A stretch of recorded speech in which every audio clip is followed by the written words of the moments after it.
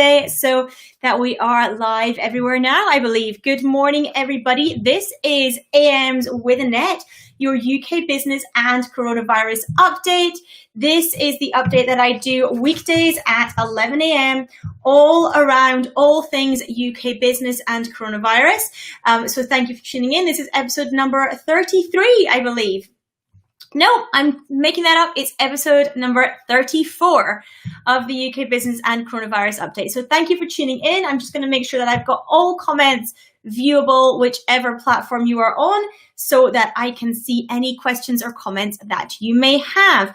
We have a huge amount to cover in today's session. There's been a lot that has happened since this session on Friday. So I am going to go quite relatively quickly through the updates so that I can make sure that I give them all to you. And if you are hopping on, do make sure you give me a hello. Make sure you let me know that you are tuning in. I would love to know that you are here as well. And for those of you that don't know me, if you've stumbled across this session and you're not sure who I am, my name is Annette Ferguson. I am CEO of Annette & Co, UK-based accounting firm. I'm a chartered accountant and certified Profit First professional, and I help business owners take home more money from their business for them and their families to enjoy. Of course, at the moment, for many business owners, that can be incredibly challenging, and that is why I am doing AMs with Annette weekdays at 11 a.m. to support you not only during this time, but also beyond as well. So thank you for everyone who is tuning in. Good morning, Wendy. Good morning, Drew. Good morning, Susan. Good morning, Wigs and Inspiration. Good morning, me branding you.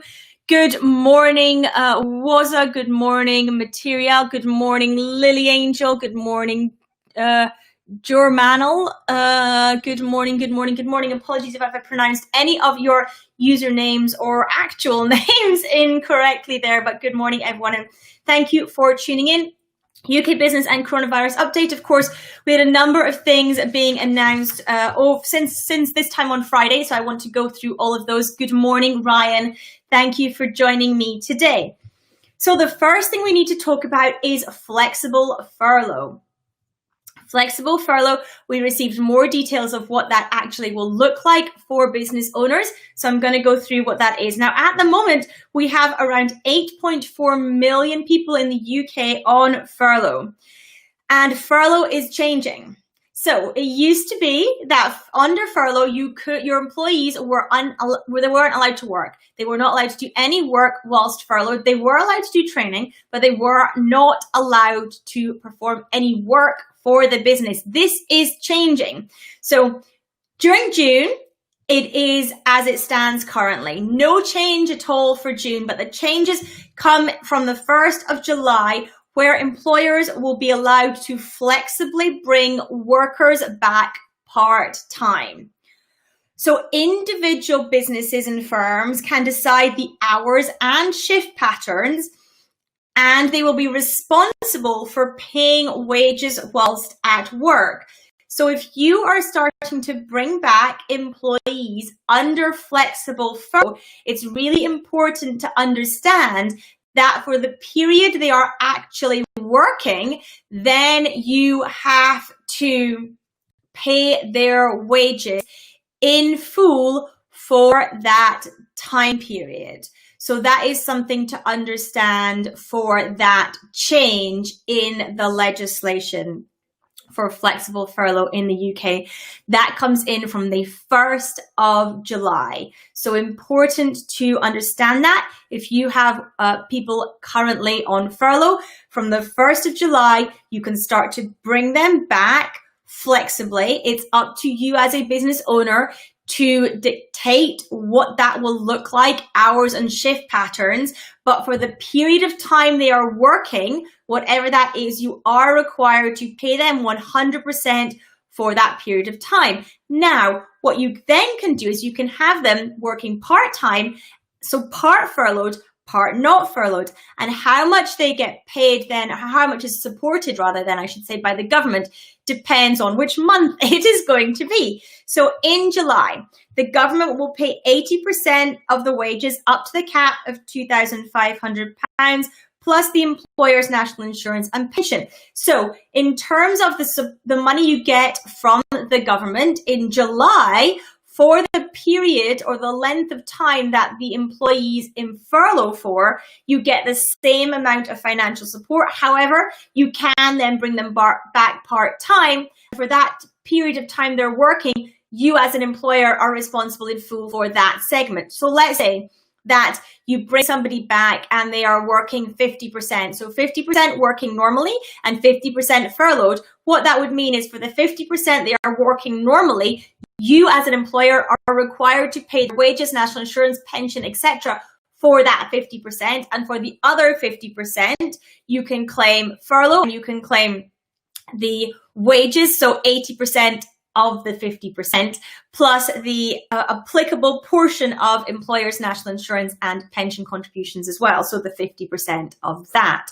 I hope that makes sense. This gets a little bit complicated as well. So once you move into August, it changes a little bit again. In August, the government pays 80% of wages to the cap.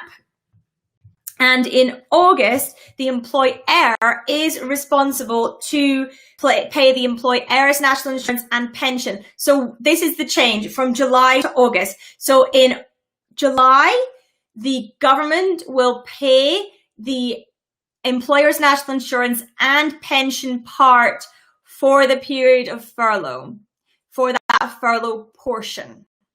In August, they will not. In August, even if you have an employee who is partly or fully furloughed, it will be the employer's responsibility to pay the employer's national insurance and the employer's pension contribution for the entire period. So whether they're working at all during that time or not, or whether they're fully furloughed, in August, the employer will have to pay the employer's national insurance and the pension if your employee is to remain on the books, if they are to remain employed by your business.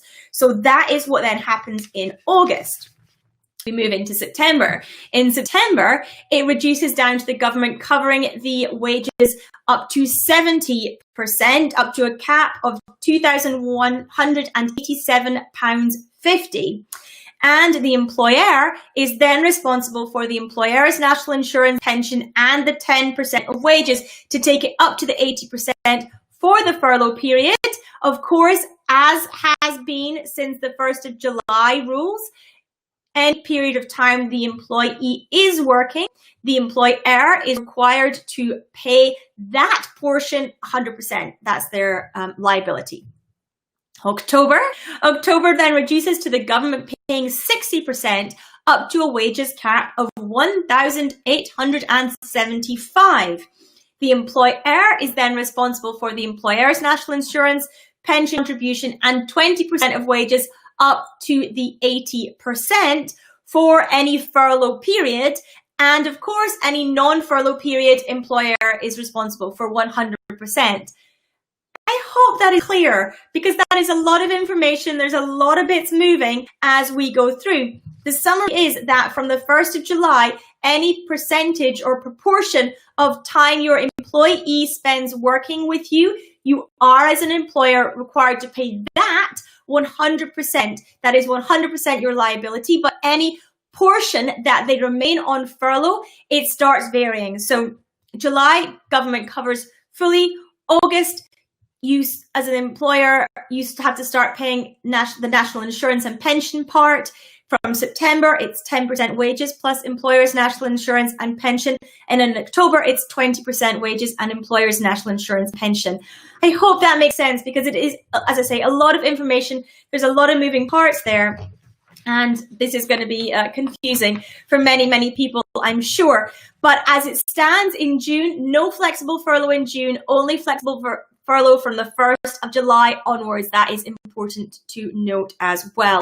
So good morning, everyone who is joining me. Thank you for tuning in. Thank you very much for that. I do appreciate that. Good morning, LaFarez. Thank you for joining me.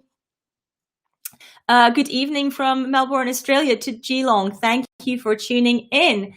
Lovely to have you all here. So I'm just going to take a look at my tea, and then I'm going to go on to speak about the extensions to the self-employed grant as well. So any questions or queries on this, do ask me in the comments. I'm happy to answer those. This is your UK business and coronavirus update, weekdays at 11 a.m. What I do not cover is anything health or politics related. Those are out with my remit. Those are not things that I know huge, vast swathes of information about. So what I do cover is UK business and coronavirus updates, all things to do with the government, the economy, the banks, all those kinds of things is what we cover on this session, weekdays at 11 a.m. So thank you for those of you who are tuning in. Thank you for the like, the loves, the hearts, the shares, all those wonderful things, the follows, all those things that you guys I can see are doing. So thank you so much for that. I very, very much appreciate it. And if you are tuning in on the replay, if you are on a platform that you can watch replays on, do give me a hashtag replay in the comments. Do let me know that you are tuning in. I think everyone can watch on a replay apart from those watching on TikTok, of course. So if you do tune in late on TikTok and you want to catch the beginning of this session, then do make sure you head over to one of the other platforms. The links for Instagram and YouTube are both in my bio, so you can come over there and catch the replays there if you need to as well. So the SEISS, the self-employed grant, has been extended as well. We weren't actually sure if this was going to happen. The Chancellor alluded to the fact that it may not happen for self-employed people, but it has been extended. Individuals can apply for the first lot of the SEISS grant up to the 13th of July. That is whereby 80% of the average monthly trading profits are paid in a single installment up to a cap of £7,500, where business profits are below £50,000 a year. That was the first tranche of grants available to self-employed people. That is open now for applications and will be open until the 13th of July, at which point that first lot of support, that first grant, will not be able to be applied for. So that is important to note as well, that the first part of the grant that covers the first 3 months, that will then now close on 13th of July. There will then be a second grant available, and that will open in August. The second grant will be slightly less, in line with the job retention scheme, the furlough scheme, and that will cover up to 70% of the average monthly trading profits paid in the single installment at a cap of £1,570. Further guidance on that second grant will be published on Friday, the 12th of June. So I will, of course, update you as and when that information comes out. For the second grant, it will be same eligibility criteria as for the first grant.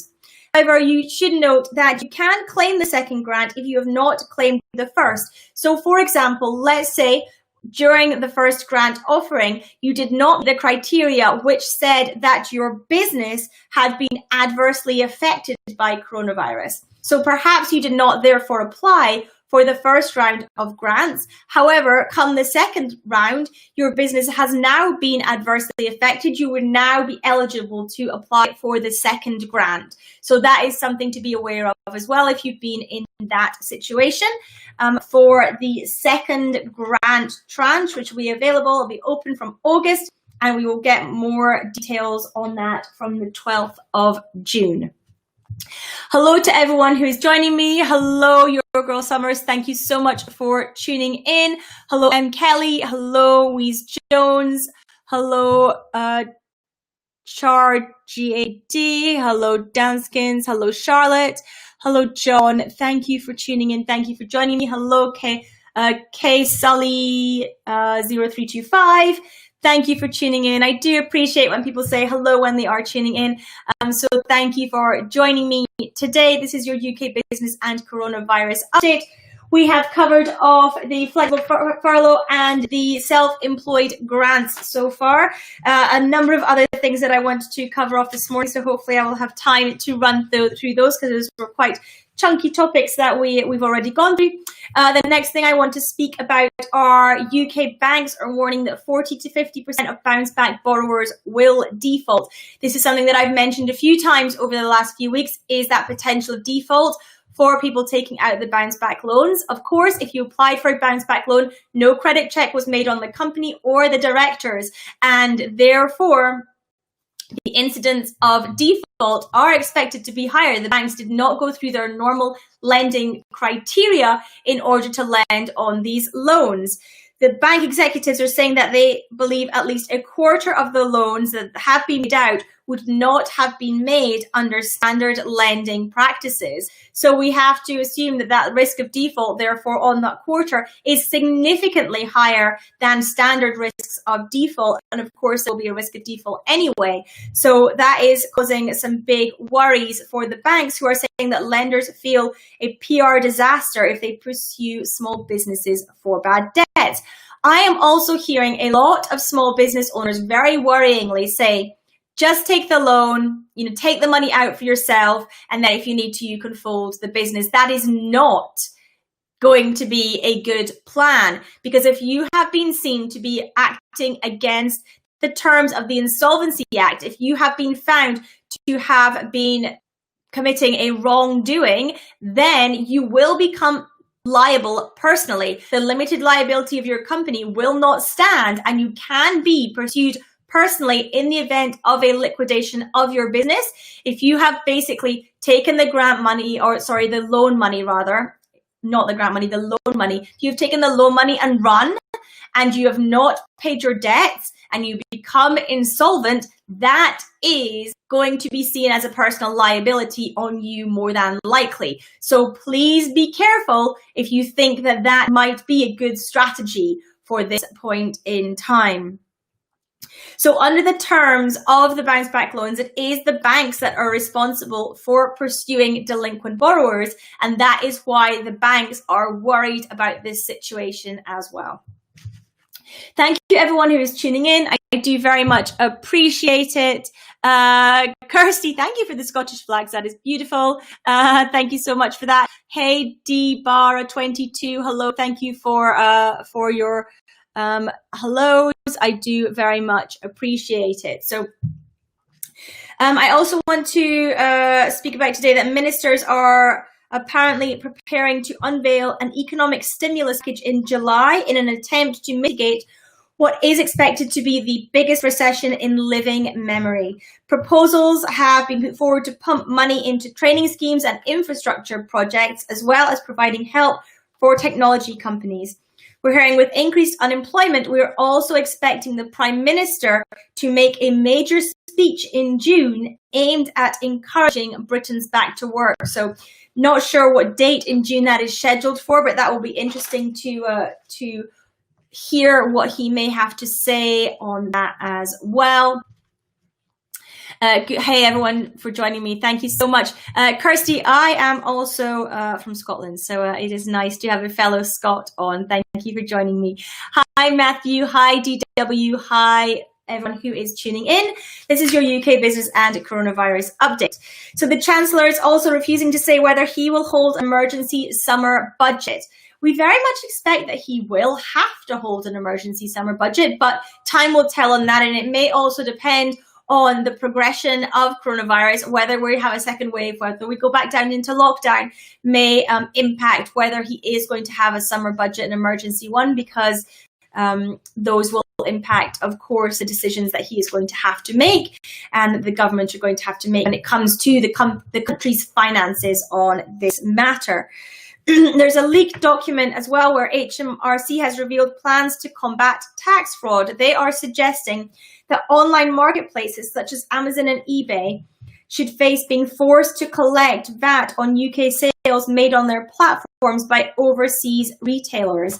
At the moment, it's estimated that this is costing around £1.5 billion a year in undeclared and unpaid VAT. So it would make a big difference to the public purse if this happens. However, I can only imagine that the marketplaces are going to push back on that extra administration cost, because that is what it is. It will be an extra cost to them in administering this, and that is not something they are going to want to do. So we need to watch out for that.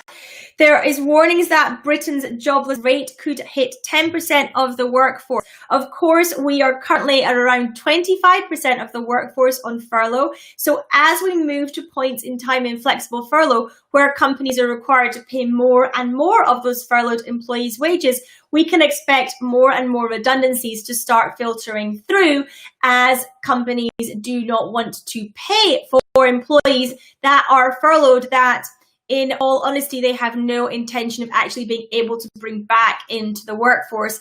So the statistics on this, remain to be seen as to how many people will start being made redundant. Of course, we have already heard some big redundancies from some large organizations. We expect much more of that to continue, unfortunately, as well. UK lenders have approved almost 1.5 million holidays for credit card and loan payments, along with 1.8 million mortgage holidays.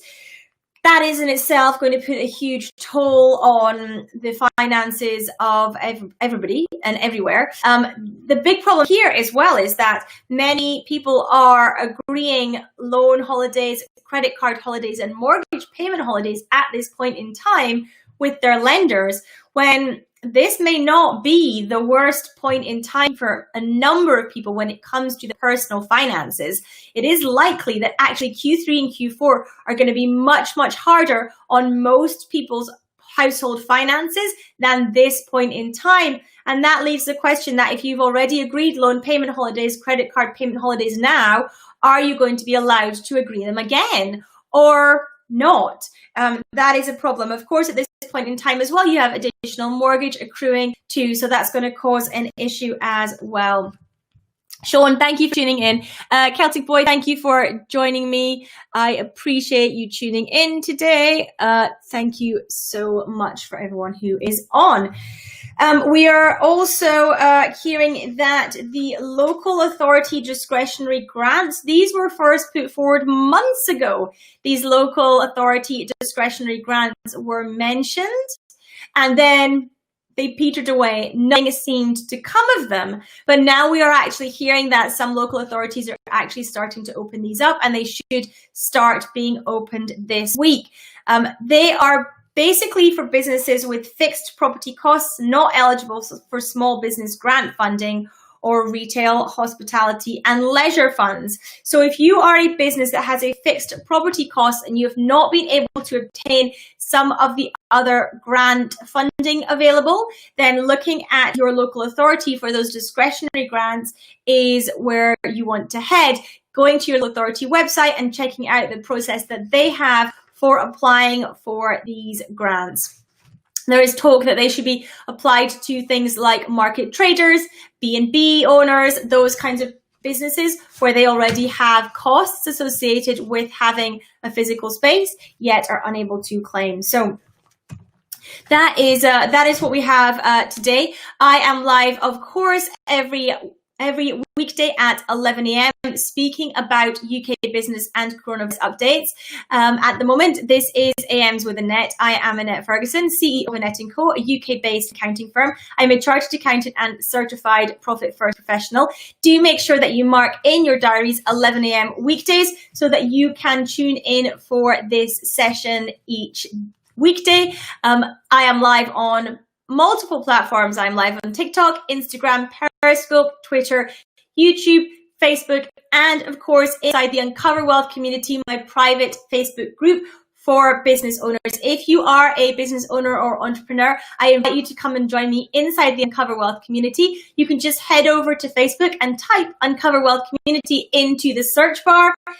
Click on request to join, answer the few questions, and you can come into the group. I have private trainings in there as well. So things that are not shared anywhere else, I have trainings inside the Uncover Wealth community that you can access if you come in and join there. So I invite you to join me inside there as well. Thank you everyone for tuning in today. I appreciate your time. If you are just starting to tune in, do make sure you catch the replay. And if you are watching on TikTok doing that, you can head over and catch the replay on YouTube or on Instagram. The links are in my profile, in my bio as well. please do join me there. Someone asking for the spelling of the group. It's the Uncover Wealth Community. So UNCOVER, new word WEALTH, new word COMMUNITY, the Uncover Wealth Community. So thank you again for tuning in. I look forward to speaking to you all again tomorrow. Thanks again. Have a great day wherever you are.